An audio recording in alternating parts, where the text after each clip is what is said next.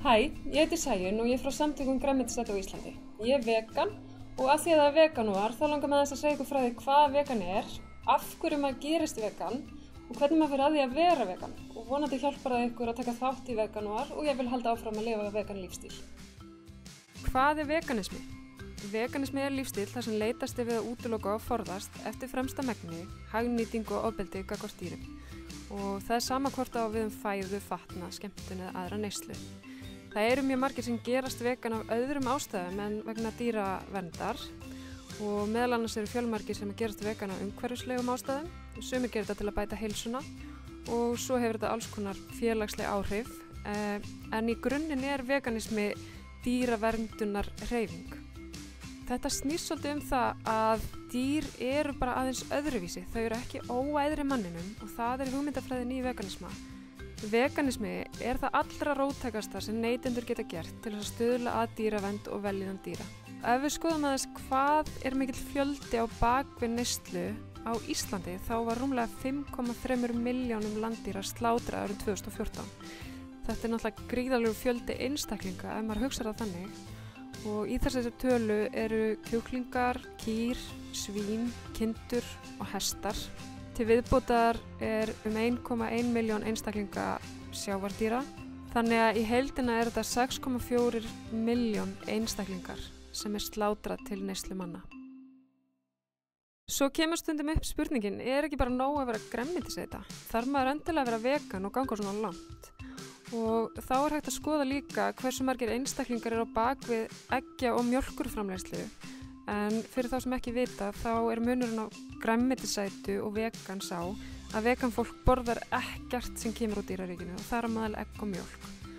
En á Íslandi voru 220.000 varphænur árið 2014 á 13 búum, þannig að það er gríðarlegur fjöldi í hverju búi. Og af þessum 220.000 hænum voru 158.400 í búrum alla sína ævi. Þegar að hænur eru framleiddar til eggjaframleiðslu þá þarf að aðskilja kvenkyns og karlkynsunga og þar sem að karlkynsungarnir koma ekki að neinu gagni í eggjaframleiðslu þá eru þeir bara keyrðir með gasi strax eftir útungun. Í mjólkurframleiðslu eru 24.000 mjólkukýr og til þess að framleiða mjólk þá þarf kýrin hver og ein að bera kálfi með mjög reglulega millibili. Kýr mjólka ekki nema þær hafi borið kálfi, er rétt eins og mannfólkið og eftir burðin er kálfurinn tekinn frá móðurinni og honum er annarkvort slátrað fljótlega eða hann verður sjálfur á mjólkukú þegar hann hefur aldrei til. Og eftir að mjólkurframleiðsla hefst er meðalending kýrinnar 2 ár og 8 mánuðir og þá er hann send í slátrun. Ef þið langar að kynna þið meira dýravernd og veganisma þá mælum við með Earthlings sem er frábær mynd. Það er erfitt að horfa á hana en hún er vel þess virði.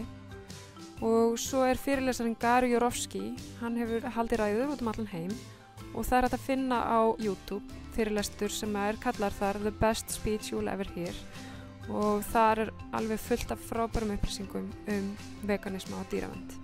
Veganismi hefur gríðarleg áhrif á umhverfi til hins betra, en framleiðsla dýra er svakaleg sóun á auðlindum jarðar og veldur mikilli mengun. Og þetta er einfaldlega mesti mengunarvaldur heimsins í dag. Það er stundum sagt í gríni að grænmetisæta á Hummer mengi minna en kjötæta hjóli og það er svo sannarlega rétt. Framleiðsla dýra hefur margvísleg slæm áhrif á umhverfið og eitt af því sem er ofboðslega slæmt er úrgangurinn frá dýrunum. Þau þurfa bara að kúka og pissa og þetta safnast upp og það er gríðarlegu vandi að losa þetta með öruggum hætti. Á heimasíðu Cowspiracy kemur fram að framleiðsludýr í Bandaríkjunum einum skila frá sér 3,2 tonnum af úrgangi á hverri einustu mínútu. Þetta veldur miklum vandamálum. Bæði er erfitt að koma þessu einhvers staðar fyrir þar sem að þetta veldur ekki sjón- og lyktmengun en það er gríðarleg sýkingarhætta. Sums staðar er verið að úða þessu út í andrúmsloftið og það hefur líka reynst hafa mjög slæm áhrif á heilsu fólk sem býr í nágrenninu. Það er pínlítið sjokkerandi að komast að því að verksmiðja með 2500 kúm skilar jafn miklum úrgangi og borg sem er meira að segja stærra en allt Ísland. Það eru gríðarlegar áhyggjur af vatnsskorti víða í heiminum, meðal annars í Kaliforníu þar sem þetta er gríðarlegt vandamál. En með því að vinna orku og næringu í gegnum eitt dýr sem þarf að lifa í mánuði eða mörg ár áður en því er slátrað eða áður en það nýtist í einhverja framleiðslu þá fer náttúrulega ofboðslega mikið magn af vatni til spillis. Og sem dæmi þá þarf 1000 lítra af vatni til að framleiða bara 1 lítra mjólk. Þannig að með því að sleppa því bara að drekka 1 lítra mjólk og fá sér vatn í staðinn, þá spara maður 999 lítra. Það ennþá meiri sóun í kjötframleiðslu en það þarf 21.000 lítra vatni til að framleiða 1 kíló af kjöti. Til viðbótar þá verður gríðarleg landeyðing við framleiðslu dýra vegna þess að það þarf að rækta fóður fyrir öll þessi dýr og það þarf 4000 fermetra landi til þess að rækta fóður fyrir hverja lifandi kú. Maður getur rétt ímynda sér hvað þetta rækta mikið af bara grænmeti og baunum og öðrum mat fyrir fólk á svona stóru landsvæði. Þannig að eftir því sem að kúm í dýraframleiðslu fækkar þá verður meira pláss til þess að rækta mat fyrir fólk. Til þess að fá að vita meira umhverfisáhrif dýraframleiðslu þá mælum við eindreið með myndinni Cowspiracy sem hægt að sækja á netinu fyrir mjög lítinn pening. Hún ekkert brútal, það þarf ekkert að hafa ágjörð því. Hún bara mjög fagleg og frábæra staðreyndir og góðar heimildir. Mælum með því að hver sem horfa á þetta. Margir sem að frétta af veganisma eða tala hann eða yfirleitt þeir sem gerast vegan hafa pínu áhyggjur af heilsunni og telja að það geti komið upp einhver næringarskortur ef maður hættir að borða kjöt eða mjólk. En það þarf ekkert að hafa áhyggjur af því. Vegna þess að öll næringarefni sem finnast í dýraafurðum finnast líka í jurtaríkinu. Hins vegar eru mjög mörg næringarefni sem fást á plöntum bara alls ekki til í kjöti, mjólk og eggjum. Og þar má til dæmis nefna að það til fyrirbæri sem á ensku heitir phytonutrients og hefur verið íslenskað sem plöntu næringarefni. Það ekkert að finna í kjöti.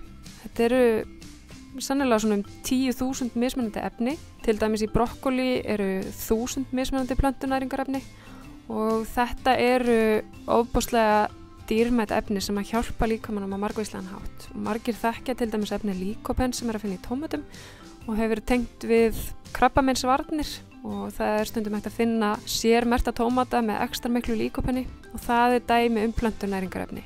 Það auðvitað ekki búið að kortleggja þau öll en þetta örugglega einn af stóru ástæðunum fyrir því að þeir sem að neyta meira grænmetis og ávaxta eru að koma betur út úr rannsóknum og eru taldir í minni hættu að fá alvarlega sjúkdóma.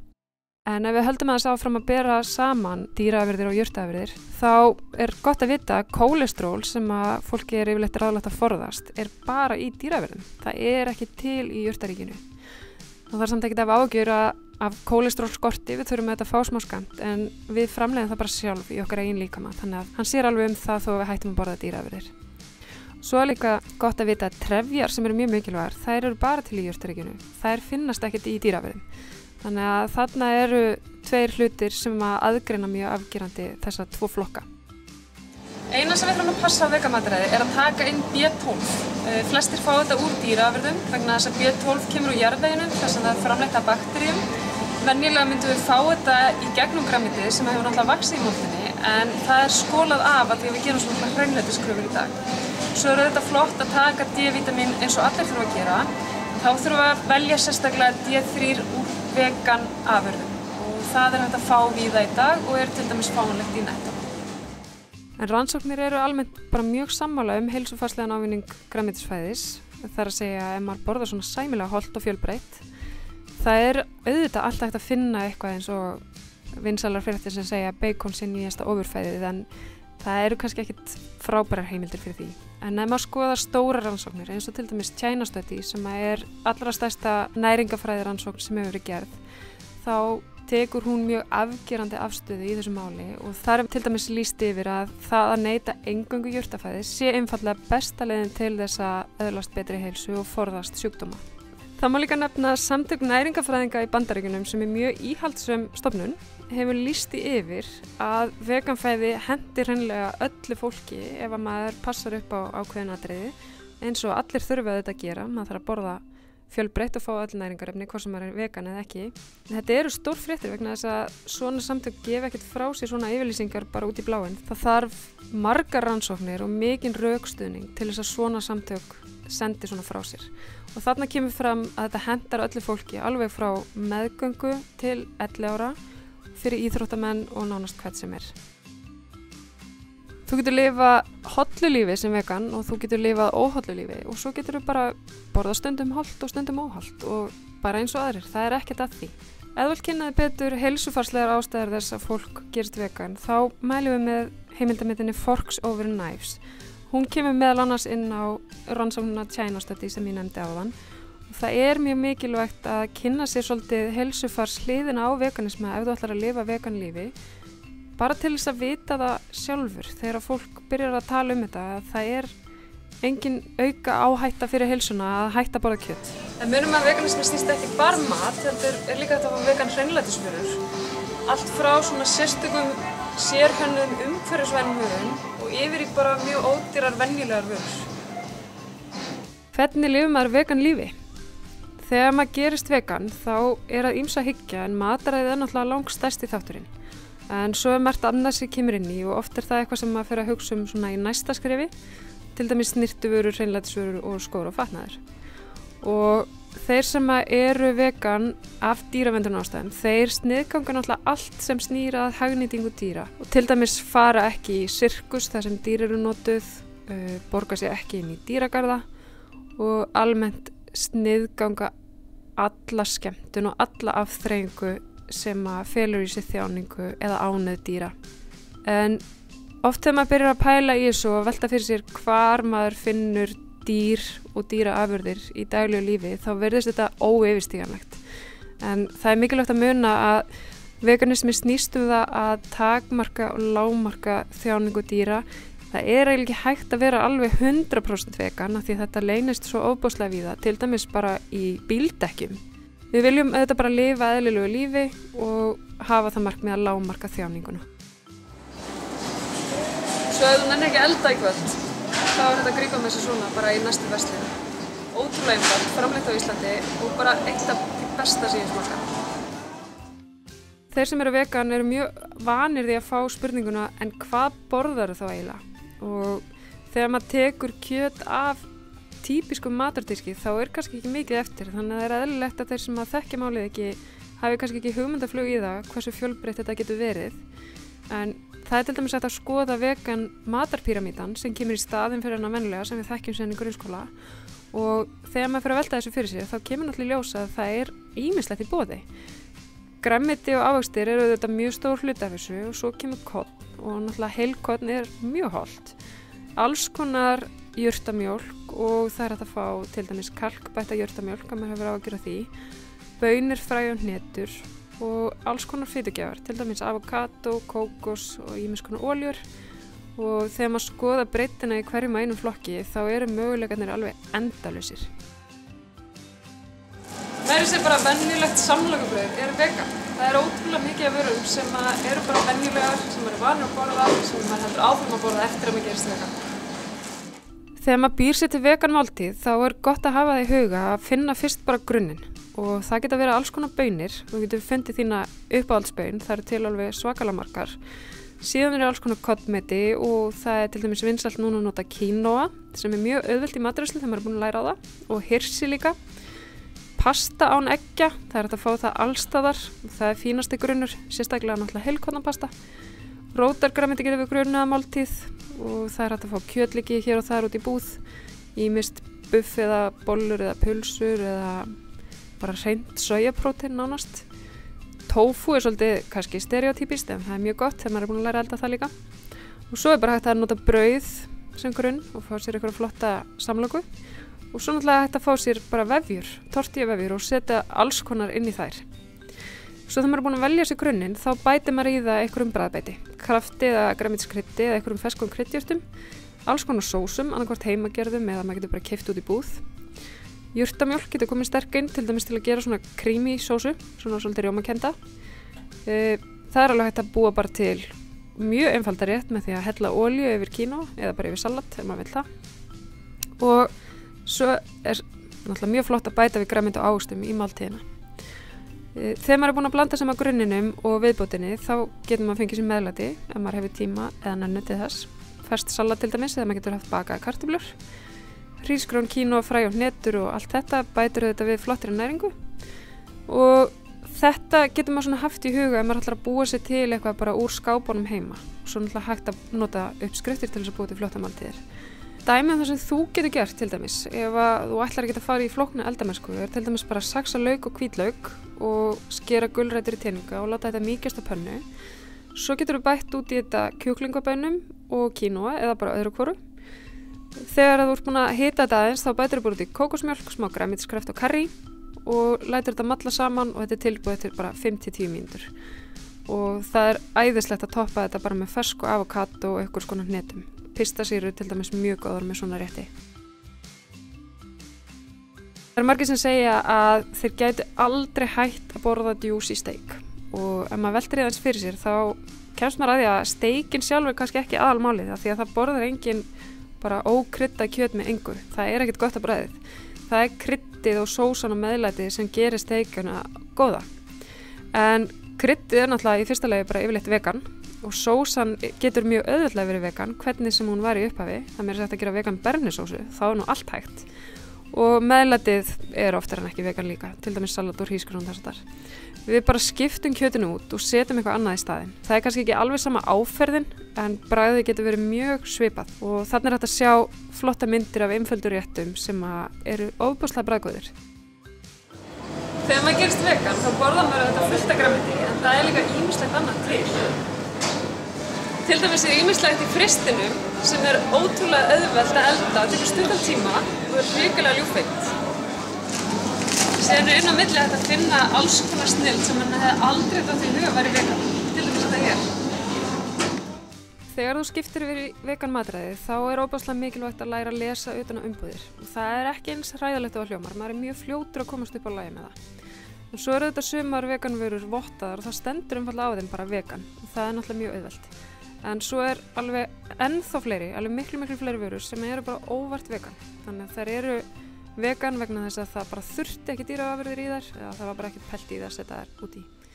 Þannig að lestu utan á vörur sem stendur ekkert á að þær séu vegan og það sem þú þarft að forðast er að sjálfsögðu kjöt og fiskur og mjólkurvörur. Egg og hunang eru náttúrulega ekki vegan heldur og allar afurðir unnar úr þessum vörum er eitthvað sem við viljum ekki fá í matinn. Dæmi þetta er til dæmis kjúklingasoð. Það er stundum notað kjúklingasoð í grænmetisúpur og ótrúlegustu hluti.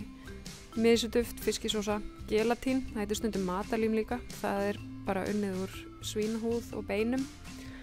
Ostur, það er til dæmis gott að muna að þó að pesto líti út fyrir að vera grænmetisvara þá er oft ostur í því. Flest D3-vítamín er til dæmis unnið úr dýraafurðum og svo er svona ýmislegt fleira sem maður lærir smá saman.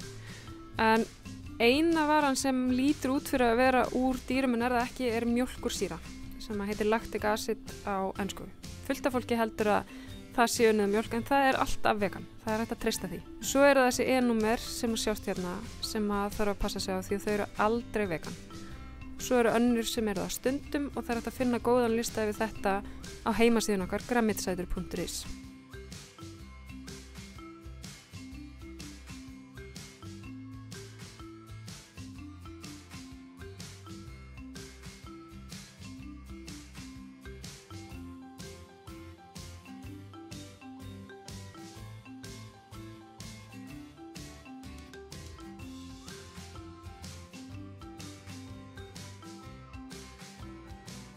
Mundu líka að vegan þýðir ekkert endilega hollt, þannig að þú þarft ekkert endilega bara að fara inn í heilsuhillurnar, heldur skoða þau alla búðina eins og hún leggur sig. Vegan matvörur eru út um allt og inn á milli með öðrum vörum. Og það sem þú getur notað til þess að hjálpa þér að koma auga þær er til dæmis vegan vörulisti sem að Netto var að birta á sinni heimasíðu. Síðan getur þú notað veganor.is síðuna og farið inn á vörur og það er hægt að finna fjöldamargar veganvörur, bæði vottaðar og ekki vottaðar. Og svo eru frábær E-númera upp sem maður getur notað til þess að fletta upp þessum E-númerum sem ég var að tala um áðan og fundi út úr því strax hvort þau eru vegan eða ekki. Munið að kíkja á innihaldslýsingarnar og lesa þær vel og takið eftir því að ódýrustu vörurnar geta jafnvel verið vegan. Stundum er auðvelt að finna sér vegan mat þegar maður er á ferðinni og í vinnunni og eitthvað staðar að stúsast en svo getur maður stundum lent í vesni. Þannig að það er mjög gott að vera bara alltaf undirbúin. Til dæmis bara fínt að skipuleggja máltíðir fram í tíman til þess að auðvelda eldamennskuna og innkaupin. Og þú getur nýtt þér frábæri vegan mataplön sem er inn á veganor.is eða bara googla uppskriftir og plana þetta sjálf eða sjálfur. En það er stórt lykilatriði að skipuleggja sér vel hvað varðar millimál. Og hafa alltaf vegan nasl í veskinu eða í bílnum eða í skrifborðinu eða hvar sem maður er á ferðinni. til dæmis frábært að vera bara með hnetur eða kókosflögur. Maður getur haft þetta í pökkunum eða verið með bara sérstök box undir þetta. Þetta fullt af vegan næringarstykkjum, til dæmis naktstykkin og Food Doctor. Það að fá ávaxtagrauta í skvísum frá Mamma Chia, þeir eru allir vegan. Ávextir eru þetta frábær valkostur og ýmiss konar keks og hrökkbrauð. Eða ef maður vill fara óhallaleiðina, þá getur maður hreinlega verið með snakk og súkkulaði. Það er ekkert að því. Svo ef þú hélst að þú þyrftir að sleppa það bara súkkulaði þegar þú verður vegan, þá er það algjör misskilningur. Þetta er bara brot af úrvalinu sem til. Þetta er hvert öðru betra. Margir sem að íhuga að gerast vegan hafa áhyggjur á ákveðnum hlutum og þeir sem eru vegan lenda oft í að svara spurningum þessi sömu atriði og þar er efst á lista spurningin hvar fær maður eiginlega prótein. En staðreyndin er svo að ef þú borðar nógu mikið þá lendir þú ekki í próteinskorti. Staðreyndin er svo að ef þú borðar nógu mikið þá er engin hætta á próteinskorti. Það er bara einfaldlega ekki hægt. Í öllum mat nema vatni er prótein. Baunir eru mjög próteinríkar, það er mikið af prótein í grænmeti, hnetum líka, fræjum og kollmeti, til dæmis kíno mjög próteinríkt og meira að segja í vassmelónum færðu prótein. Þannig að ef þú borðar þær hitaeiningar sem þú þarft yfir daginn, þá þarftu einfaldlega ekkert að pæla í þessu. Ef þú vilt taka inn prótein sérstaklega, þá er það ekkert mál heldur, það eru til vegan próteinvörur. En það er alls ekki nauðsynlegt fyrir venjulegt fólk að gera það. En það er auðvitað allt í góðu ef þið langar það. Önnur spurning sem kemur oft upp er hvar maður fær kalk. Það er náttúrulega búið að kenna okkur það frá barnæsku að mjólk sé kalkgjafi og það fylgir einfaldlega ekki sögunni að það fáist úr öðrum matvörum. Og það er svolítið gaman að segja frá því að líkaminn á auðveldara með að taka kalk upp úr jurtafæði en úr dýraafurðum og ég frétti það á fyrirlestri mjólkurvörur þar sem að læknir var að fræða fólk þetta. Grænt grænmeti er til dæmis mjög ríkt af kalki og það er gott að nota til dæmis bara grænkál, setja það út í morgunþeytingin eða borða það með kvöldmatnum. Möndlur eru kalkríkar líka, tahini eða bara sesamfræ og svo er þetta að fá kalkbætta jurtamjólk.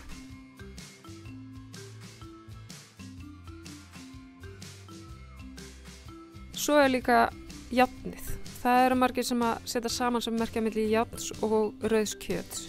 En það er ótrúlega auðvelt að uppfylla járnþörfina á jurtafæði og það finnst nánast í öllu jurtafæði í einhverju magni. Til dæmis bara í baunum og tofu og alls konar korni og grænu grænmeti, það er að fá járn allstaðar og það eru mörg dæmi það að vegan fólk hafi verið í vandræðum með járn árum saman en losna við þau vandræði þegar það gerist vegan. Ástæðan er líklega svo að þegar maður borðar mjólkurvörur þá bindur kalkið járnið úr hinum matnum og þannig að það fer bara beint í gegn og líkaminn nær ekki að taka það upp. Þannig að maður er búin að taka út mjólkurvörurnar þá verður einhvern veginn meira járn eftir og maður nær betur að taka það upp. Og síðast en ekki síst þá hafa margir áhyggjur á kostnaði og halda veganmatur sé dýrari en annað mataræði. En það er bara alls ekki þannig. Það er margir sem rugla saman eins og ég sagði áðan, hollustu mat, lífrænan mat og vegan. En eins og við vitum þá er vegan bara einfaldlega matur sem inniheldur ekkert úr dýrum. Og ef þú berð til dæmis bara saman kílóverð á veganmat við kjöt og ost og fleiri dýravörur þá sér það mjög glögglega að þetta er miklu ódýrara. Og ef þú skoðar matsela hjá veitingastöðum þá er nánast undantekningarlaust grænmetisrétturinn ódýrasti maturinn á matseðlinum. Einfaldlega vegna þess að hráefnið er bara miklu ódýrara. Þannig að þetta hefur líka þann kost að þegar maður gerist vegan þá getur maður spara hellingspenning. Eitt svona póki af nýrnabaunum er hálft kíló. Þegar maður er búin að sjóða hann þá verður hann cirka kíló. Þannig að kílóverðið á þessum próteinríku máltíð verður ekki svona 700 kall lífrænt.